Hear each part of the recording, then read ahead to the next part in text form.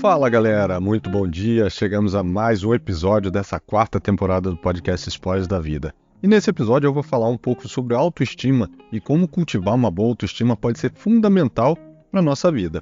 E aproveitando, se você ainda não nos acompanha, pode adicionar aí o podcast ao seu agregador favorito ou acompanhar pelo TikTok, pelo Instagram ou pelo blog, os links vão estar aqui na descrição do episódio, tá?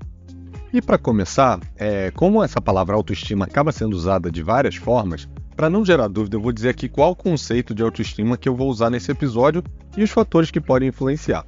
A autoestima ela se refere à forma como nos vemos, como nos sentimos e principalmente como nos valorizamos em relação a nós mesmos. Ou seja, é como a gente se identifica como indivíduo e como a gente avalia e se aprecia, algo que é fundamental na nossa vida, tanto no aspecto mental quanto no aspecto emocional.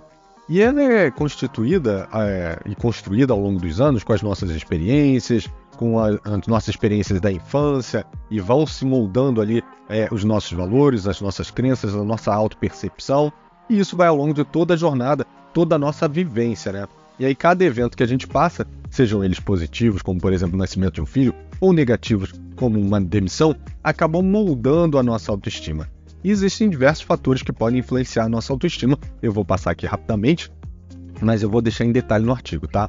São as experiências de vida, como eu falei, são os feedbacks que a gente acaba recebendo, é a comparação social, ou seja, a nossa tendência da gente se comparar com outras pessoas e se avaliar baseado nas outras pessoas, é a nossa autoimagem, a autopercepção, que é a forma como a gente se vê, é a nossa autoconfiança e a nossa competência, que estão totalmente relacionados, né? Um ajuda a aumentar o outro e vice-versa. E é o suporte social, que é aquele apoio emocional que a gente acaba recebendo de pessoas que têm alguma relação com a gente, que são significativas para as nossas vidas. E por que é tão importante a gente construir uma autoestima saudável?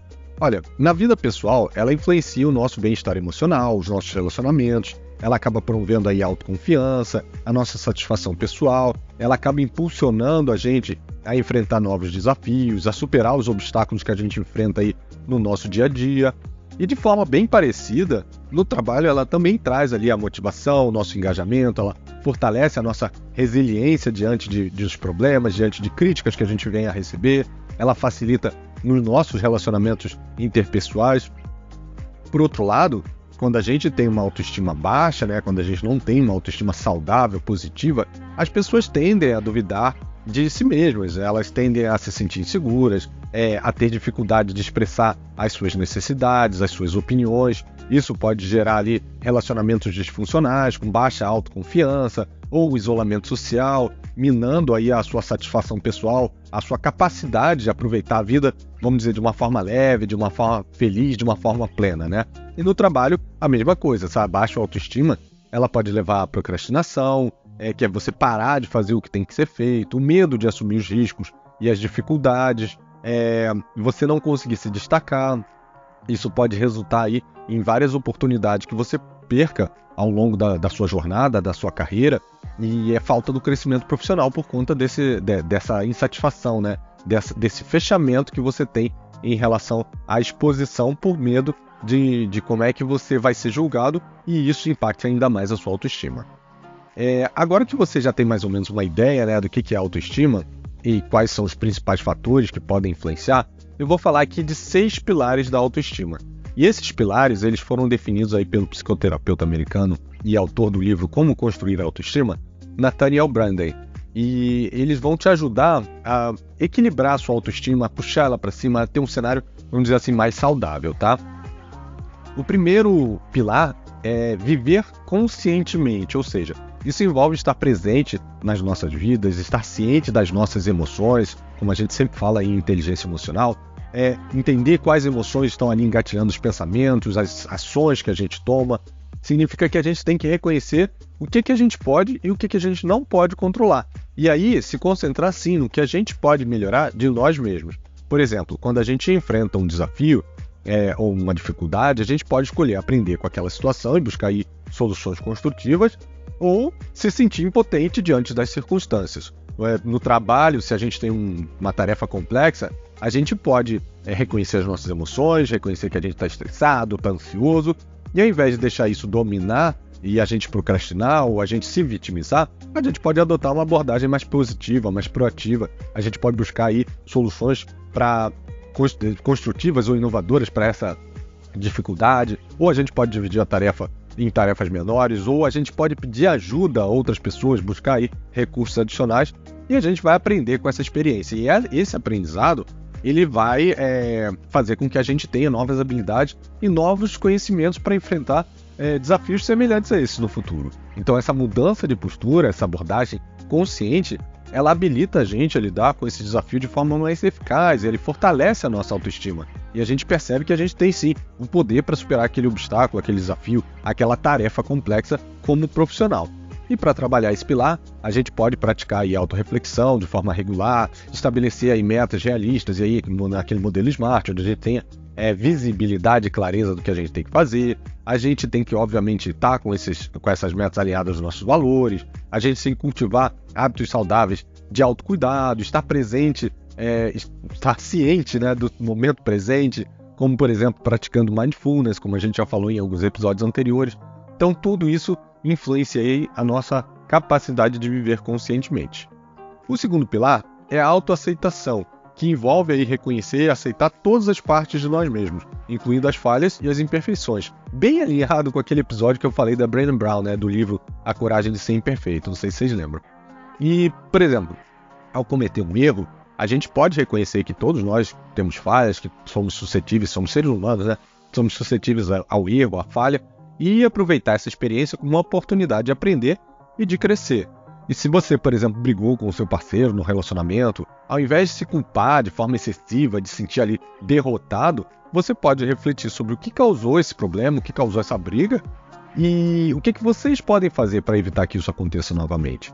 E para trabalhar esse pilar, você pode praticar aí a autocompaixão, abandonar a autocrítica excessiva, se reconhecer e valorizar de forma mais constante, principalmente as suas qualidades, as suas conquistas, ao invés de ficar se comparando aos outros, né? Porque sempre que a gente se compara ao outro, vai ter, obviamente, alguém que a gente vai falar, esse cara fez mais do que eu, ele entrega mais do que eu, ele tem mais habilidades do que eu, né? Mas cada um tem as suas capacidades. Então, se compare a uma versão anterior sua.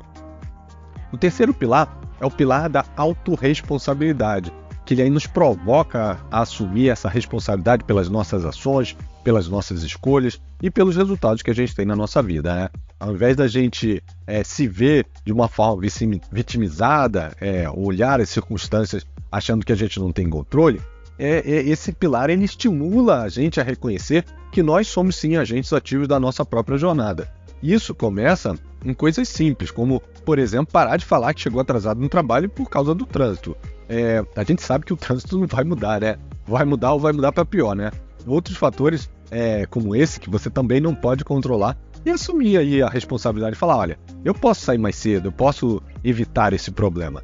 Se você trabalha a autoconsciência e a autoaceitação, que são os dois pilares anteriores que eu falei, você vai sentir que esse da autorresponsabilidade vai ser automaticamente trabalhado também, porque as justificativas que a gente dá, a gente busca tirar a responsabilidade da gente, a gente tem medo que a gente não tenha seja julgado, né, tenha uma crítica em relação, e essa crítica acabe nos machucando, né?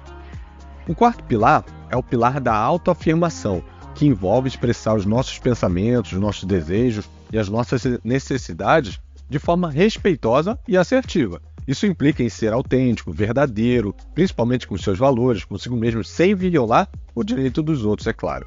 Por exemplo, em uma reunião que eventualmente você não concorda com o cenário apresentado ou com a opinião de uma pessoa, você pode expressar sua opinião de forma respeitosa e cordial, é claro, mas deixando claro o que você pensa.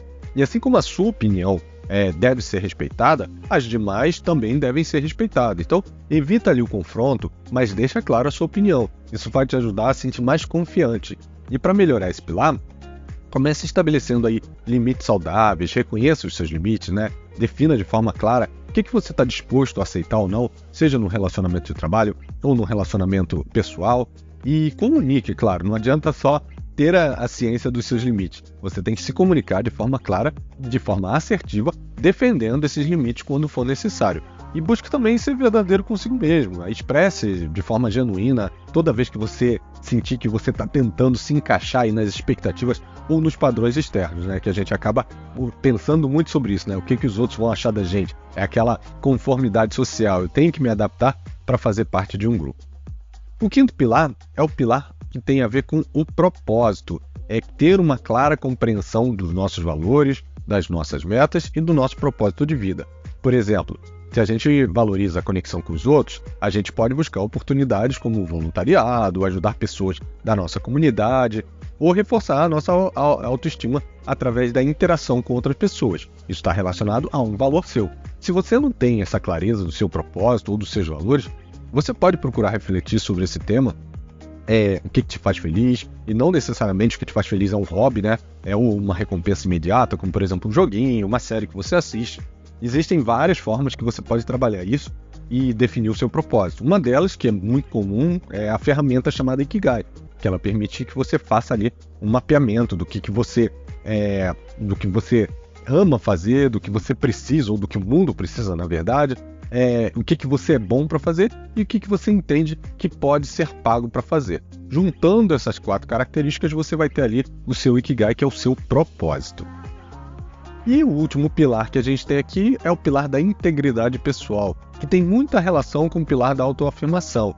A integridade pessoal, ela envolve a congruência entre as nossas palavras e as nossas ações, cultivando aí a confiança que a gente tem em nós mesmos e nos outros. Por exemplo, ao prometer algo a alguém, cumprir essa palavra, essa promessa, demonstra o respeito por si e pelo outro. Isso envolve ser honesto, envolve ser íntegro, e em todas as áreas da nossa vida, né? Seja no trabalho, nos relacionamentos pessoais, em situações aí cotidianas, não importa. É o walk the talk, né? Você ser congruente entre o que você fala e o que você faz. E trabalhar em um ambiente psicologicamente seguro, onde você possa ser você mesmo, sem julgamentos, também vai te ajudar muito a construir essa integridade pessoal. E esses foram os temas de hoje, os 6 pilares da autoestima, que formam aí uma base sólida para o nosso desenvolvimento da autoestima saudável, que vai trazer aí confiança para você, vai trazer mais leveza, vai te permitir lidar com problemas e críticas de forma mais saudável, mais leve, e consequentemente você vai ser mais feliz. Eu espero que vocês tenham gostado. Deixa aí seu review, seu comentário, compartilhe esse conteúdo. Se você quiser ver alguns conteúdos complementares, vai lá na nossa rede vizinha, no Instagram, no TikTok, vai no blog, que você vai ver algumas coisas bem legais por lá. Um abraço e até segunda que vem, pessoal. Tchau, tchau.